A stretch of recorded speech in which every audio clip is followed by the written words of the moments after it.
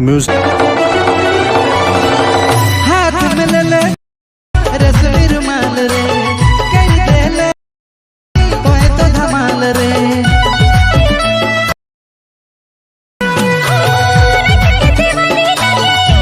अगर तुम लोग नए हो तो सब्सक्राइब करो, वो जो लाल वाला बटन है उसके साथ स्कैम करो या फिर महफिल जमाओ, मुझे नहीं पता, बस क्लिक हो जाना चाहिए।